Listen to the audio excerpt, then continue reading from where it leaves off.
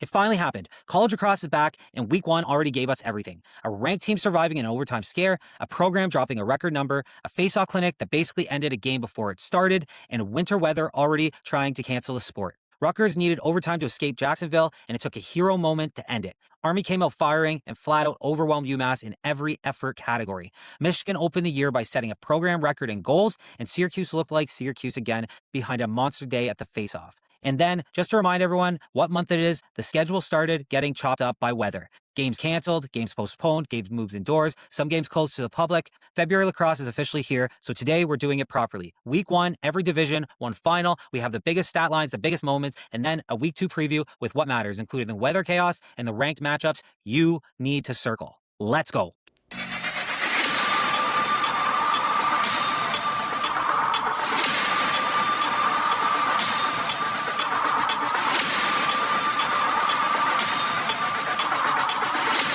Welcome back. My name is Jake McDonald. I'm Anything Lacrosse, and this game that never sits still. Leave me a comment to let me know what you guys want to see in these episodes. And as well, smash that subscribe button and like the page. Follow all the socials. Join the Discord. That one especially, join the Discord. There's great conversations in there. If you're a lacrosse fan, you love it. Today, we're going to be going over everything that happened last week in college lacrosse. Week 1, weather chaos last week, canceling a lot of the games and postponing some of the games as well. We'll do a week 2 preview of all the games coming up. You guys tell you what ones to really watch. We're just talking D1 here, right? So, and there's a ton of college lacrosse games on Saturday. Saturday's packed. Friday's packed as well. So tomorrow's going to be packed as well. I'm going to have to, man, I don't even think I can watch all. Oh yeah, okay. No, they start at 5. We're good.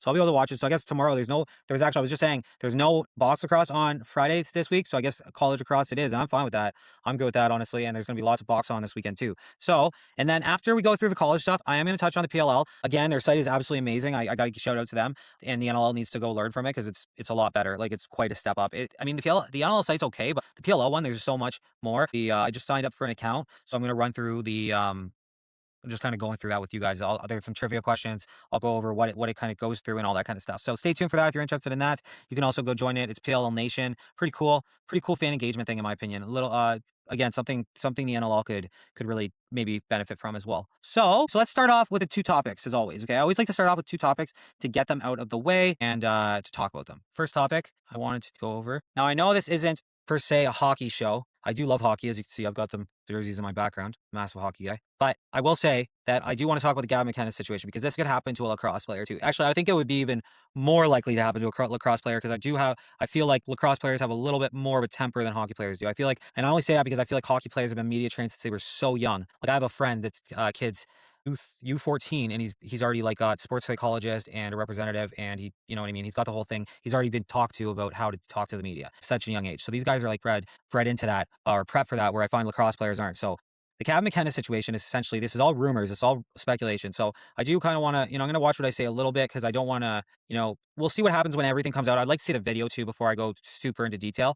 But basically the rumors are that he basically they were at a bar or whatever. He was out with his mom at a bar and somebody said something to her. Anyway, he basically broke someone's jaw, allegedly.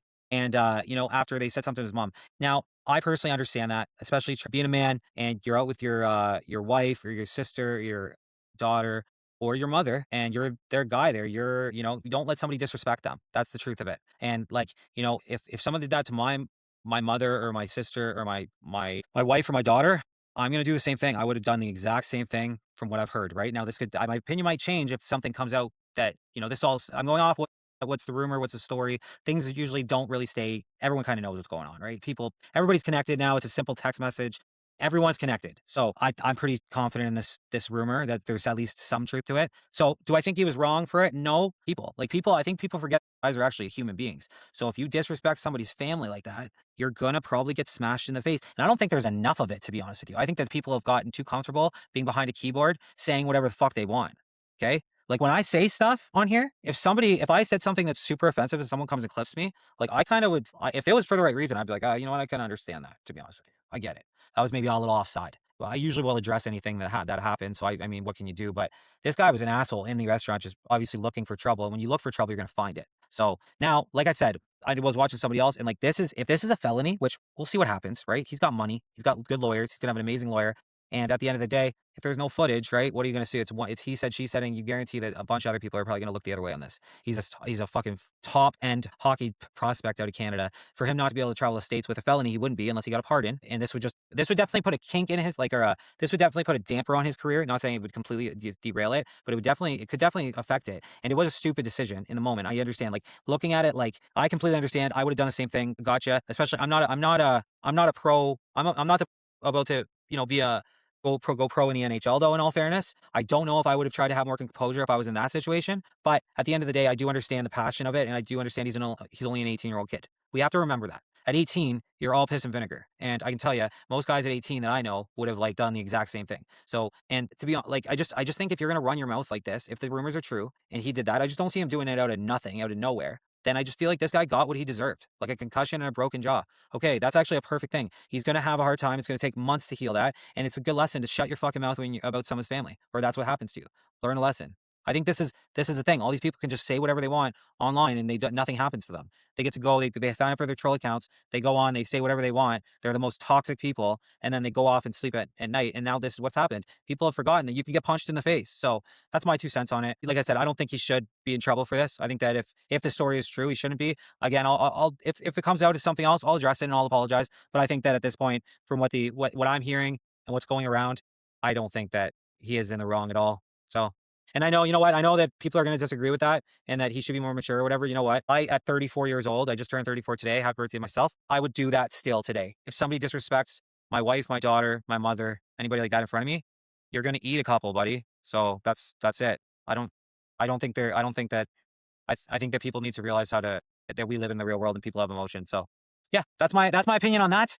And violence is usually never the answer. It's very rare, but in this situation, violence kind of is the answer. So anyway, probably get flagged for that one, honestly. But it is what it is, guys. That's just my opinion, just my 2 cents. If you differ, that's fine, right? That's fine. I just wasn't raised that way. Like I said, I grew up where in a situation like that, you punch somebody in the face. Like that's legit. Isn't there a better way? No, because there's nothing that you can do other than that to that guy. It's not like if you go call the police, they're going to do anything, right? No, that guy's an asshole. There's legit nothing you could do to him other than that. So in this situation, I gotta say, I hope this gets thrown to court if it does go to court. Like or he drops the charges. If this guy's an actual man, he would drop the charges, especially if he was drunk. If he was drunk and doing this, and then he fucking sobers up, drop fucking charges. You earned it, bro. So anyway, moving on. Okay, so topic two. I'm going to talk about the lacrosse schedule. I watched some lacrosse last week, some college lacrosse. I didn't get to watch all the games. I think it's almost impossible to watch every lacrosse game in college lacrosse. Okay, so we'll definitely be covering it, but we're not gonna be able to watch every game. We'll do our best. With that being said, I wish it was all in one source. Like even if that was ESPN Plus, like maybe I'm wrong. Maybe it's not all. I watched a couple games on YouTube, for example. I'm gonna get ESPN this week. I should order it like probably tonight or whatever.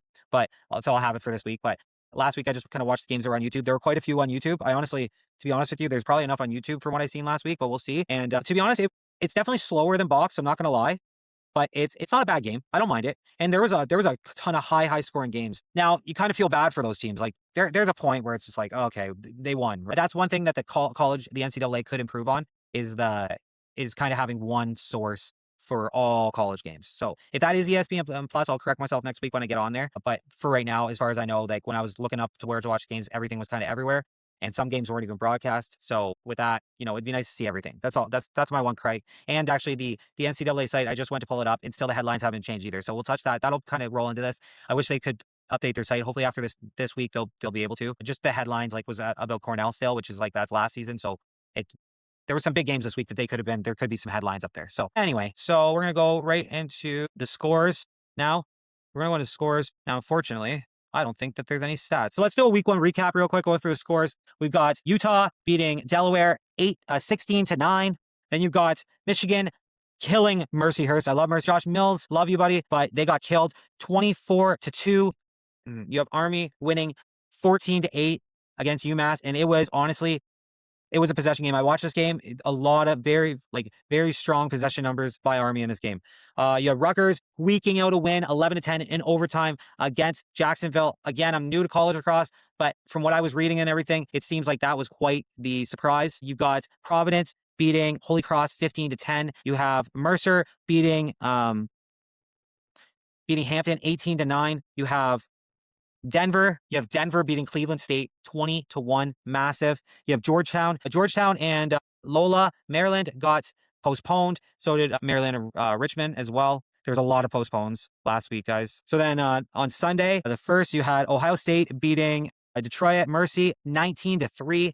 You had Bucknell beating Manhattan 14-9. You had Penn State beating Colgate 18-14. You had Air Force beating Lafayette at 13-12. Yeah, and then you had VMI and Saint Bonaventure postponed, as well as Queens and Mount St. Mary's was postponed as well. Okay, so that was on the Sunday. Now games got carried into Monday here, and you got so you had Hofstra beating Iona 14-7, and you had Duke beating Bellarmine 23-8, and you had John Hopkins beating Robert Morris 17-2. Some big wins there as well. I know Duke always has, Duke's really good for sports basketball. They're kind of always, it's one of the teams that I actually cheer for in March Madness all the time. And I think, honestly, the funniest part is, I remember when I was, in grade 5, the gym teacher I had liked Duke. And I think that's why I really started liking Duke, because he kind of talked about them all the time. And John Hopkins, obviously, they're a bunch of smarty pantses over there. So they should,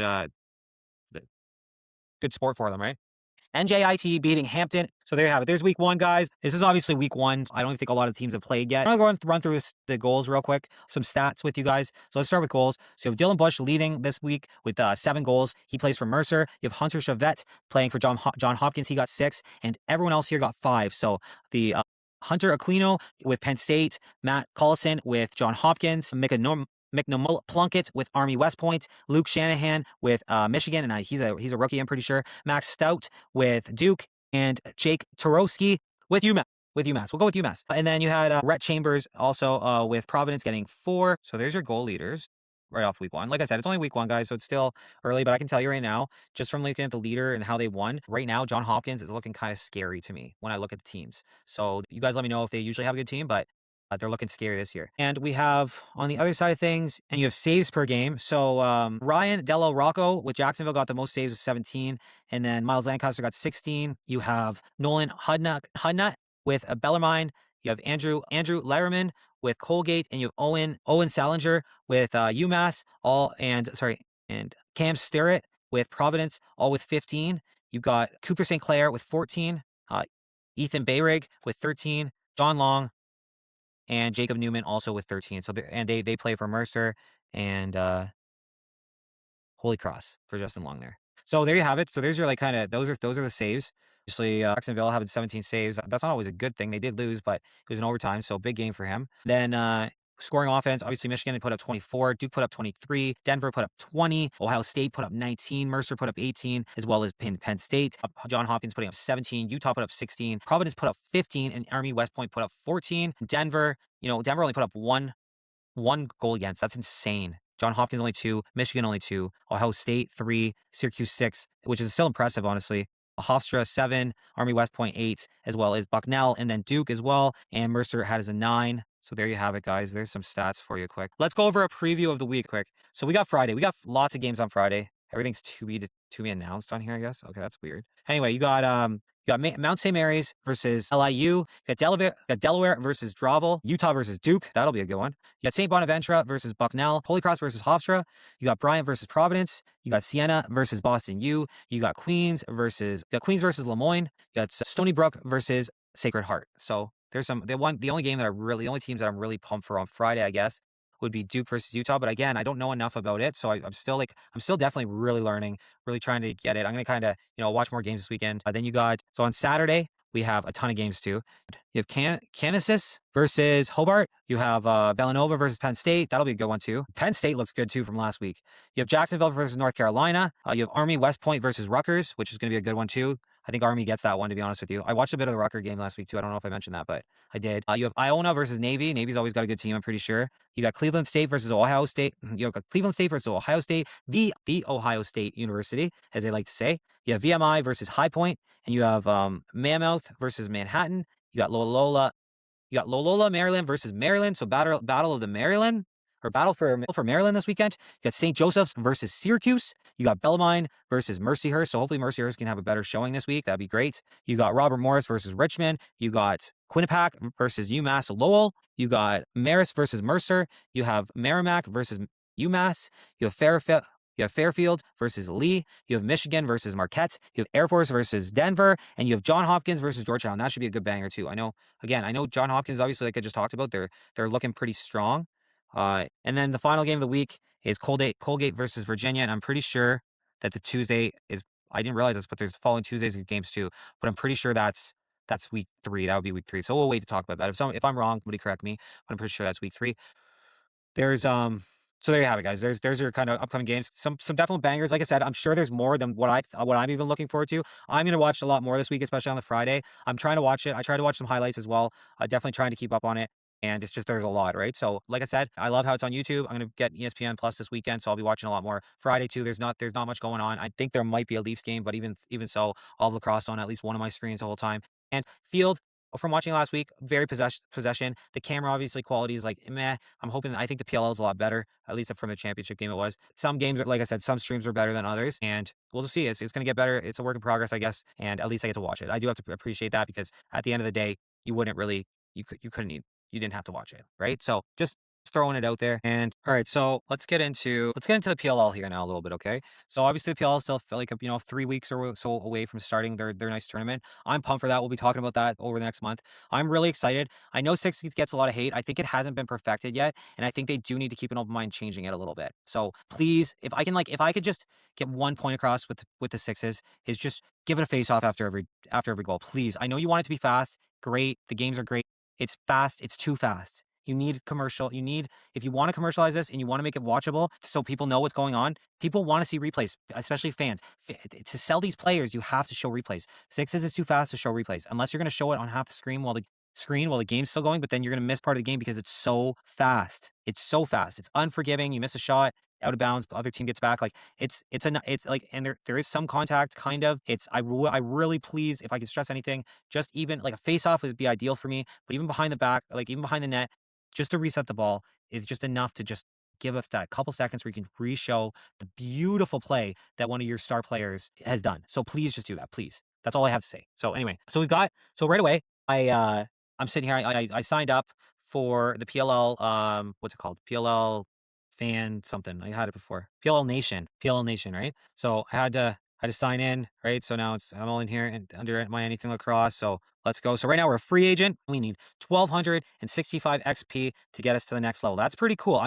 I don't know why the NL is not doing this, but this is pretty cool. I'm not gonna lie. I know some people will be like, "This is stupid." Well, you know what? I'm a fan, and I think it's really cool. So look at this right now, and you get benefits for I think what level you're at. I don't get any. So see, I'm a free agent, so I get 10% off the PLL shop. You get fellow PLL Ask Me Anythings. You get seat upgrade entries one time. You get merch early access. Oh, that's kind of cool. And then you get customized username, base voting power, and then member giveaway. So a contributor, you get member leaderboards. And then once you're a starter, you get seat upgrades, entries ×2, app icon, and team badge. You get 2 times the voting power, which is I like this. I like that, to be honest with you. You get improved giveaway odds, which again I like. The PLL right now, I'm loving right now. I'm telling you, they're doing some great things. Then when you become a captain, you get 15% off monthly merch discount.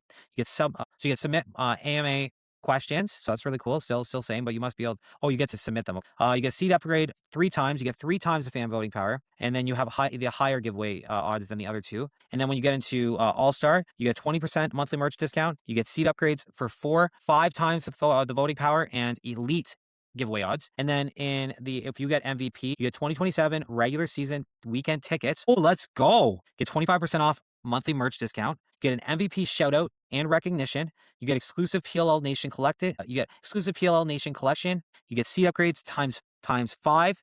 You get the MVP profile flair. You get 10 times the fan voting power, and you get the best giveaway odds. So who is the California Redwoods all-time leader in saves? I have no fucking idea. Let's go. I think because I've read about it, I think it's Chase Learlin, but let's double check it. Who is the California Redwoods all-time leader in saves? We're going with Chase. Let's see what chat has to say. Let's see. Probably slow tonight. Dude, it's just a question. So it's not even giving me an answer. It says it's hard to find the information. Okay, well, we're going to go with Chase. No, Chase is wrong. We got, Tim Schroeder, I think was the right answers. Okay, all right. So next, Trevor Baptiste has taken 91% of faceoffs in New York Atlas history. Who has taken the next most? Oh my God. Okay, so let's see. So we've got, I don't fucking know. I don't even know who this is. Let's see. All right. Let's see. So let's see. So we got Jacob Fanup, Brent Hyken, Danny Logan, and Kyle Hartzell.